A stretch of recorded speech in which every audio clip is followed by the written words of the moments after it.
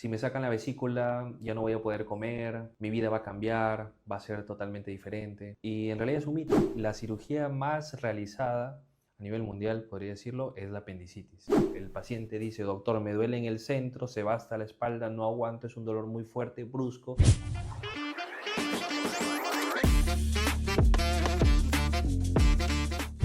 Hola chicos, ¿qué tal? ¿Cómo están? Bienvenidos a este capítulo 4 de Hey Doc. En este capítulo vamos a tocar un tema bastante interesante. Este tema se trata de la cirugía en el tratamiento de enfermedades abdominales más comunes. Para ello nos acompaña el doctor Luis Aguilar, médico cirujano especialista en cirugía general y laparoscópica. Hola a todos, ¿qué tal? Gracias Mateo por la invitación. Es un tema bastante importante abordar dentro de nuestra especialidad. Las enfermedades más comunes que tenemos, como es la apendicitis, un problema de hernias, un problema de cálculos vesiculares, que si es que no se tratan a tiempo pueden generar complicaciones y esas complicaciones pueden hacer que los pacientes lleguen muy graves a la emergencia y la cirugía sea bastante complicada. Y es lo que siempre decimos a los pacientes, que cuando un problema de salud abdominal requiere una cirugía urgente y te tratas a tiempo, los resultados siempre van a ser mucho mejores. Eso es muy cierto. Yo, por ejemplo, en mi experiencia, yo fui paciente, o sea, yo sufrí una apendicitis cuando era joven, bien joven, tenía 12 años. Y sí, o sea, a mí casi me explota el apéndice. Yo me acuerdo que estuve 3 días con un dolor abdominal intenso, un dolor sordo, bien fuerte. Pero como era joven, yo lo atribuía a que era cualquier otra cosa, ¿no? Y probablemente tomaste algún medicamento, Exacto, algo tomé para el dolor. sí, Exacto. paracetamol y demás. Y me acuerdo que el día 3 ya no aguantaba y me tuvieron que operar de emergencia, ¿no? Por una apendicitis que casi se volvió una peritonitis, ¿no? Créeme, Mateo, que ese es uno de los casos más frecuentes que encontramos en los pacientes y sobre todo en pacientes varones, porque nosotros nos automedicamos, tomamos Claro. una pastilla y cuando es una apendicitis, el medicamento que nosotros tomamos para calmar el dolor lo que hace es externamente nos calma, nos engaña, digamos, de que ya el proceso se ha controlado, pero internamente esto sigue, es como un incendio que no se ha apagado y por dentro está avanzando, hasta que esto se revienta el apéndice y puede ser una peritonitis que con 3 días, esto se presenta generalmente el tercer, quinto día, pero bueno, en tu caso entiendo de que no ha sido algo muy complicado porque en 3 días lograste llegar a tiempo y te hicieron el Sí, procedimiento logré correcto. llegar a tiempo y me hicieron el procedimiento, ¿no? Bueno, doctor, vayamos con las preguntas. ¿Cuáles son las enfermedades abdominales más comunes en las personas, ¿no? En tanto hombres como mujeres, que requieren cirugía? ¿Y por qué es tan importante que esto se trate de manera oportuna, ¿no? Mira, en las emergencias médico-quirúrgicas lo más frecuente y la cirugía más realizada a nivel mundial, podría decirlo, es la apendicitis. La apendicitis, un dolor que inicia en la parte central del abdomen muchas veces y luego migra hacia la parte inferior derecha. Es un dolor Totalmente de acuerdo. que una vez que inicia no empieza brusco nunca, sino empieza despacio y va aumentando progresivamente hasta que si es que no se trata se revienta y termina una peritonitis. Una apendicitis, la segunda cirugía frecuente, cálculos en la vesícula, que si bien no es un problema de inicio muy grave que podría ser, si es que es un paciente que tiene algunas complicaciones, diabético, hipertenso, podría ser peor. Hernias, estas hernias cuando el paciente no se cuida, no levanta peso, estas hernias pueden atascarse, puede meterse el intestino, perforarse y ese es otro problema de salud grave que lleva Ah, complicaciones. la hernia perfora el intestino. Por supuesto. ¿Y cómo se llama ese caso? En este caso es una hernia, podemos llamarla una hernia inguinal o hernia umbilical o una eventración, que cuando ingresa se llama hernia inguinal o umbilical, la zona en la que se encuentra estrangulada. Porque la Estrangulado. hernia no es otra cosa que el intestino se ha introducido, ha dado vueltas sobre su propio eje, ya no le llega circulación y posteriormente se perfora. Y al perforarse, el paciente ya encuentra en la zona bastante dolorosa, no puede hacer deposiciones, hay fiebre y es muy complejo porque eventualmente en estos pacientes, si es que está perforado el intestino, hay que cortarlo y luego hay que unirlo. Entonces ya son cirugías de mayor complejidad. Claro, de mayor complejidad.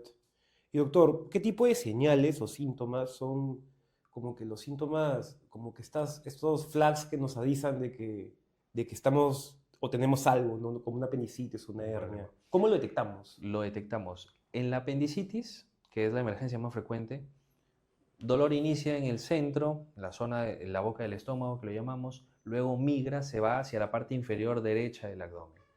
Es un Confirmo. dolor leve que va incrementando. primero. Segunda alerta, el paciente pierde el apetito. Nosotros decimos, un paciente que tiene apetito es un paciente que no tiene apendicitis porque va acompañado de esto, acompañado de náuseas, vómitos, pero hay circunstancias diferentes en la cual el apéndice puede estar en una posición inusual, puede estar hacia atrás, se puede acompañar de diarreas, se puede acompañar con muchos vómitos. Entonces, por eso, si un paciente tiene dolor, se quita el apetito y el dolor se localiza en la parte inferior derecha, pensar en apendicitis. Segundo, como en una colecistitis, cuando un paciente tiene cálculos en la vesícula, estos dolores es en la parte superior derecha del abdomen. Es un dolor cólico que, a diferencia de la apendicitis, este empieza brusco, de un momento a otro empieza muy fuerte, y si este cálculo puede migrar hacia la vía biliar, ojo que puede producir pancreatitis, y las pancreatitis sí son problemas graves que los pacientes pueden llegar hasta UCI. Entonces, la pancreatitis viene a ser una complicación de la colecistitis. Un cálculo se ha disparado, ha migrado, ha obstruido el conducto del páncreas y finalmente ha producido este problema. ¿Cómo detecto una pancreatitis? Porque el dolor ya no solamente es en la parte superior derecha, sino es en la parte central, y la característica es que migra en cinturón, se va hasta la espalda. El paciente dice, doctor, me duele en el centro, se va hasta la espalda, no aguanto, es un dolor muy fuerte, brusco, vienen incluso hacia adelante, encogidos, pancreatitis, pensar. Otro de los signos de alarma, cuando el paciente presenta los ojos amarillos. Esos son algunos signos que nos ayudan a detectar que el paciente puede estar presentando estos problemas. Interesante. O sea, la pancreatitis es una de las complicaciones a las que puedes llegar por una colecistitis, ¿correcto? Así es. Y una de las cosas importantes es que no solamente los cálculos grandes, como muchas veces se puede pensar, cuando el cálculo es más grande me puede generar más problemas. Al contrario, cuando los cálculos son pequeños, estos cálculos pequeños pueden migrar hacia la vía biliar y estos son los que producen la obstrucción del conducto pancreático. En conclusión, cálculos grandes y cálculos pequeños, ambos nos pueden generar complicaciones. Por eso, una vez detectado, idealmente es tratar el problema desde el inicio y no esperar a estos problemas. ¿Y esto se reincide? O sea, ¿tiene que tener un mantenimiento anual? ¿O ya una vez curada la pancreatitis ya está curada y listo?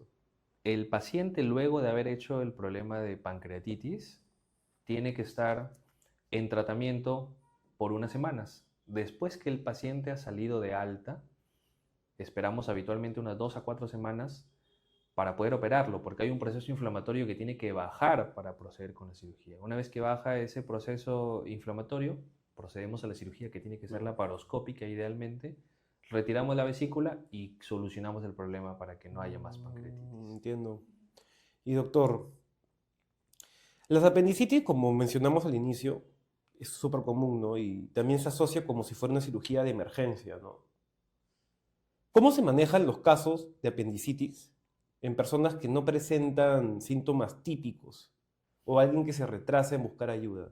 Es un manejo más de urgencia, tengo entendido, ¿no? Así es. Cuando un paciente ya se diagnostica apendicitis, es sinónimo de que tiene que operarse pronto. Pasa un día, 2 días, 3 días. Después de 3 días nosotros podemos decir, ese apéndice probablemente se ha perforado. ¿Y qué es una apendicitis? No es otra cosa que se ha obstruido. Lo más frecuente es por un fecalito, una pequeña porción de materia fecal que se ha metido, y el apéndice es como un globo que, como ya no puede salir el líquido que produce, empieza a inflarse, inflarse, inflarse, hasta que este se revienta. ¿En cuánto tiempo pasa eso? Aproximadamente 3 días. Hay personas, diabéticos, por ejemplo, adultos mayores, pacientes que toman analgésicos de manera crónica, no pueden percibir esta sintomatología, y cuando ya llegan a emergencias porque el dolor está en todo el abdomen distribuido. Esa es una peritonitis. ¿Y una peritonitis en qué desencadena? ¿Cuál puede ser la mayor complicación que puede tener una peritonitis? La peritonitis, el problema es de que al perforarse están saliendo heces, pus del apéndice del colon, y se distribuye en toda la cavidad del abdomen, donde anteriormente nunca ha habido algún contenido fecal en esa área, ahora ya está generando una reacción inflamatoria. Entonces, por eso, las peritonitis nosotros las consideramos una cirugía compleja, complicada. Posteriormente podría quedar con un drenaje.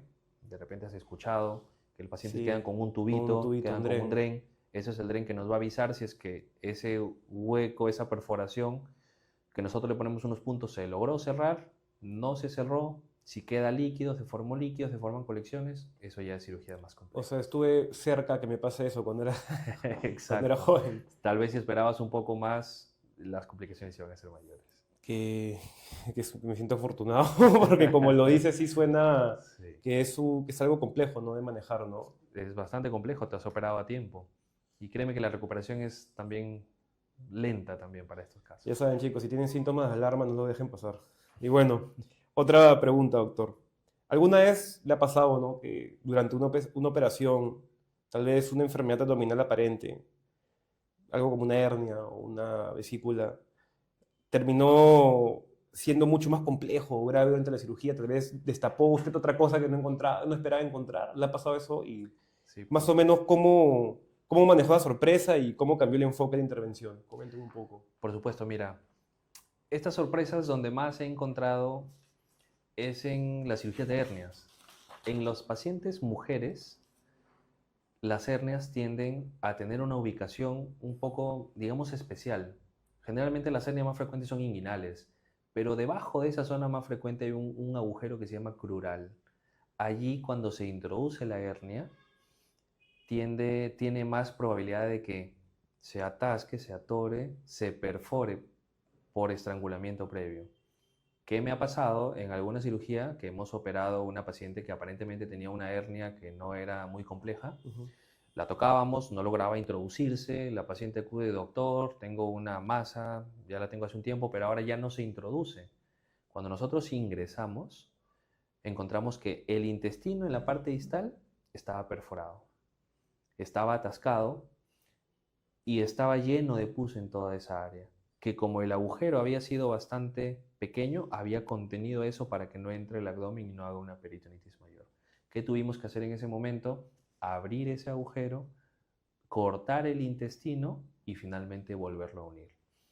En estos casos, cuando las cirugías ya son más complejas, ya no se coloca malla. Hay que tener en cuenta, una cirugía de emergencia de hernia ya no se puede colocar malla porque esta se puede infectar por la infección. Sin embargo, en este paciente cerramos con puntos, lo tratamos muy bien, su evolución fue bastante favorable. Fuerte, Sí, sí, fuerte, sí, fuerte. bastante. Y doctor, ¿cuáles son los mitos más comunes que usted como médico ha escuchado sobre las cirugías abdominales, como la apendicitis, la colecistectomía? ¿Y cómo aclararía estos tipos de mitos que existen, de acuerdo a este tipo de casuísticas? Los mitos más comunes es, por ejemplo, si me sacan la vesícula ya no voy a poder comer, mi vida va a cambiar, va a ser totalmente diferente. Y en realidad es un mito porque cuando se extrae la vesícula biliar hay áreas del abdomen, en este caso la vía biliar, que van a suplir esta función. Y como van a suplir, va a haber un proceso de adaptación que muchos de los pacientes llegan incluso a ingerir la misma cantidad de alimentos, los mismos alimentos que antes de hacerse la colecistectomía.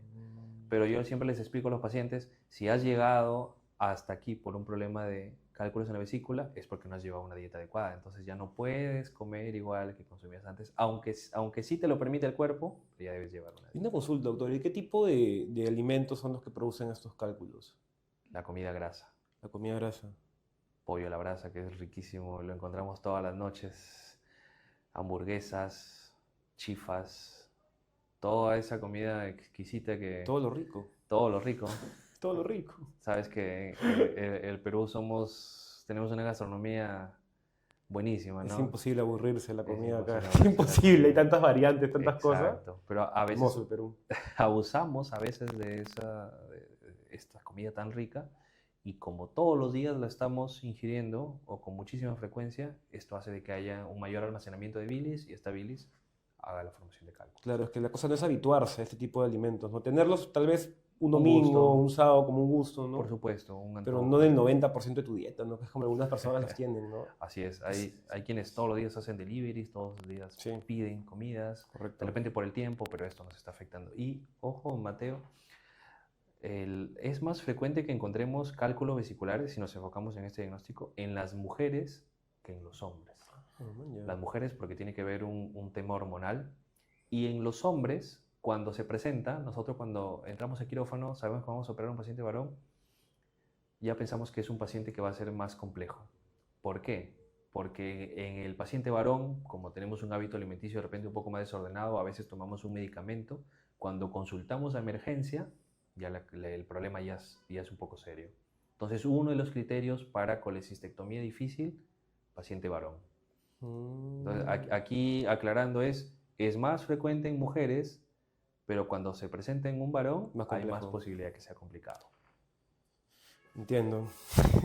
Hay que cuidar la dieta entonces, ¿no, doctor? Por supuesto. Sí, para que no tengan que recurrir a verlo.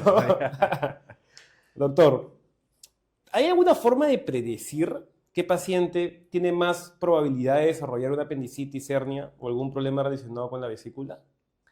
¿Alguna manera de poder anticiparnos a esto? No poder anticiparnos. Si nos enfocamos en la patología herniaria, en hernias, un paciente que levanta peso, un paciente que su actividad laboral más de 15, 20 kilos, 15 en una mujer, 25 kilos en un hombre, o van al gimnasio con mucha frecuencia, esto puede ser un factor predictivo para que puedan producirse hernias.